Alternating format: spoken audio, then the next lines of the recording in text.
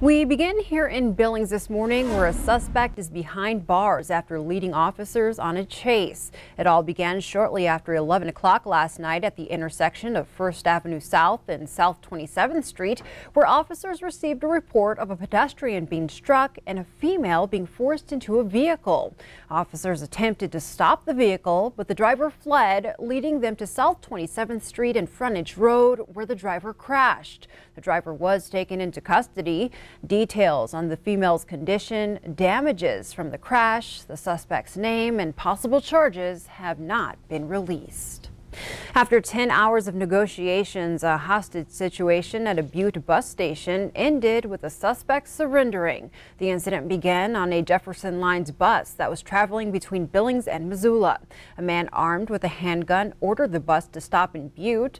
The man then ordered everyone except for one passenger out of the bus, and the standoff began.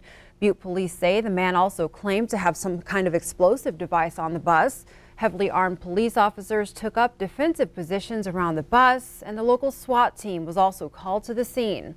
The suspect held the passenger hostage for about 3 hours until finally releasing him.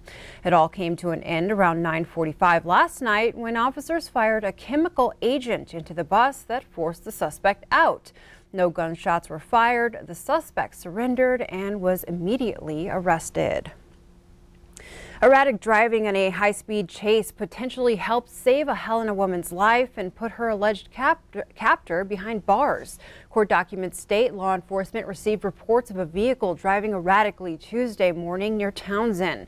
But when officers attempted to pull the car over, the female driver did not stop and continued for about 10 miles onto I-90 before the vehicle was stopped with spike strips. Officers say that's when the woman got out of the car and ran towards them. The suspect, 28-year-old Thomas Lucero, appeared in Gallatin County Court Wednesday morning. He's charged with aggravated kidnapping and assault with a weapon.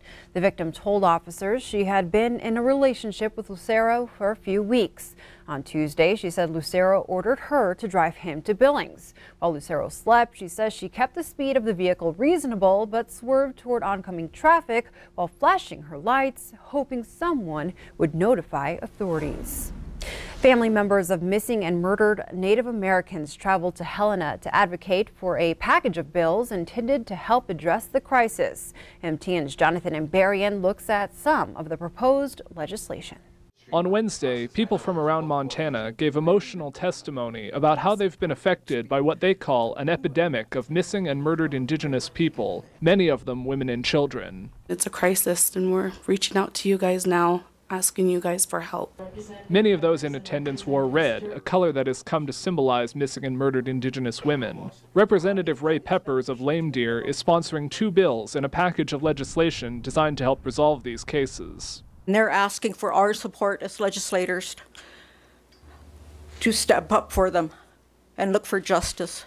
One of the proposals is House Bill 21, known as Hannah's Act. It would create a missing persons specialist in the Montana Department of Justice to work closely with other agencies on missing persons cases. The bill is named after Hannah Harris, a Lame Deer woman found murdered in 2013 after being missing for 5 days. Her mother, Melinda Harris Limberhand, was among those testifying for the bill.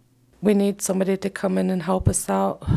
I'm trying to do my part also by standing up and speaking for the people who have lost their loved ones. Another bill, House Bill 54, would require law enforcement agencies to open a report without delay when someone is reported missing, and add those reports to a national crime database as soon as possible. Paula Castro Stopp's daughter, 14-year-old Henny Scott, was missing for 3 weeks before her body was found. If these limitations are put in place, I believe my daughter would have been found alive. After the hearing, more than 100 people gathered in the rotunda for a rally to highlight the issue of missing and murdered women. Family members then joined Governor Steve Bullock for a news conference. Those who came to testify say they'll do whatever they can to make sure this issue isn't forgotten. We are the voice, and we will not be silenced anymore. In Helena, Jonathan Ambarian, MTN News. And the committee also heard a bill that would allow tribal court convictions for domestic violence to be counted as prior offenses for sentencing purposes. They did not take immediate action on any of the proposals. Well, the heat is on for the lawmakers hoping to avoid another government shutdown in just 2 weeks. A 17-member bipartisan panel was announced last week, shortly after President Trump signed off to end the 35-day shutdown. Montana U.S. Senator Jon Tester is one of the members of that bipartisan committee. Both parties believe in the need for more border technology, staffing, and overall security, but the idea of a wall still divides lawmakers. Well, I think that a wall might be a part of the equation. A fence might be a part of the equation in the end. I think that's part of the negotiations. I think we also have to look at the cost and not make the American taxpayer use them like an ATM machine. So I think that there is a possibility the end result may have some wall, it may have some additional manpower, it may have some additional technology. But how that's broke down at this point in time, I really can't say, Russ.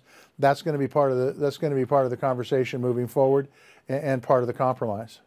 President Trump was quoted as saying that he puts the odds of lawmakers reaching a deal at less than 50%. Senator Tester tells Q2 he thinks the chances are much better than that. In Helena, Governor Steve Bullock delivers his final State of the State address tonight at the Capitol. Governor Bullock's final term in office ends next year, so 2019 is his final regular legislative session as governor and his last opportunity to deliver a State of the State address. The speech gets underway at 7 p.m. in the House chamber. It will likely catalog the highlights of Bullock's record, in his view, and make a pitch for key parts of his proposed state budget. Republican Senate President Scott Sales of Bozeman will deliver the GOP's response to the governor's speech shortly after it's finished. The governor's speech will be streamed live on MTM stations across the state. A local rancher legally shot and killed a wolf on his property this week. It happened about 40 miles east of Billings Tuesday and north of the Yellowstone River. According to Fish, Wildlife and Parks, wolves travel hundreds of miles looking for a mate. The rancher had a wolf hunting license and legally harvested the 100-pound male, which had been chasing cattle that were feeding in a coulee.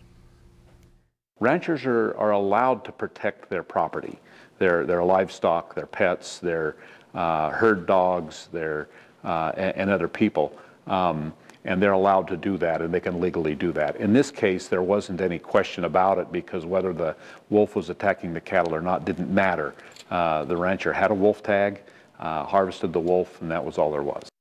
Gibson says wolves have been seen away from normal areas near Yellowstone National Park and in western Montana. A hunter harvested a wolf in Glasgow on January 9th, and last year a small pack made its way from Wyoming to south of Joliet.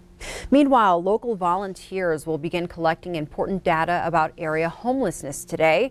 The Point in Time Homeless Survey is a coordinated effort to gather data about the extent of homelessness nationwide.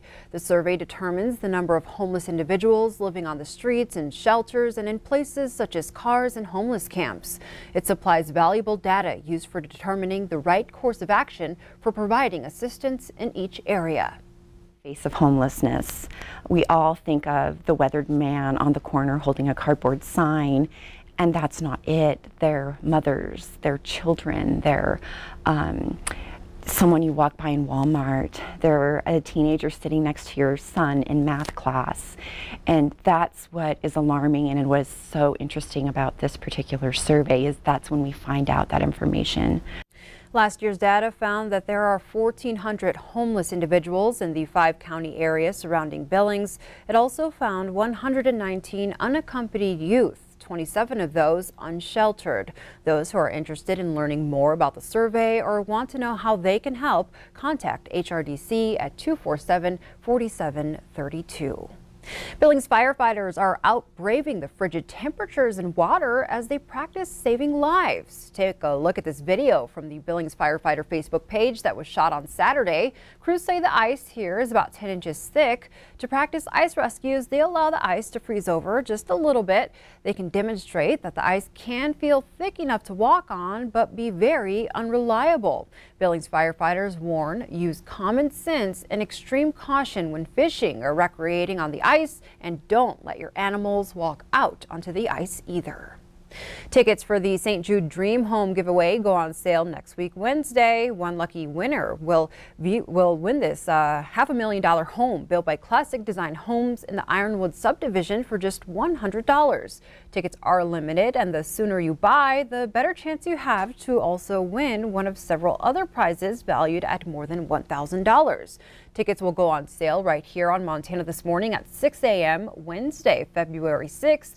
At that time, you can call the number on your screen. That's 1-800-592-1621, and someone will walk you through the ticket purchase, or go to dreamhome.org, type in Billings, Montana, and buy your ticket. And due to Montana law, raffle tickets cannot be purchased with a credit card, but you can purchase your ticket with your Visa or MasterCard debit card, cash or check. To learn more about the home and other prizes, you can head to ktvq.com, click on the community tab, and then click on the St. Jude Dream Home giveaway page.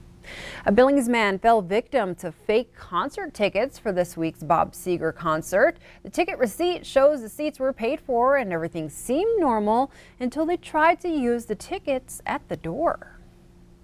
Last night's situation with the Seeger show, we had a person buy a ticket, third party. The ticket was no good and it cost them $270. Fortunately, good story, the Seeger people came up and said, we can find seats for them. We will put these people in the house. And they were able to get seated. That doesn't happen a lot.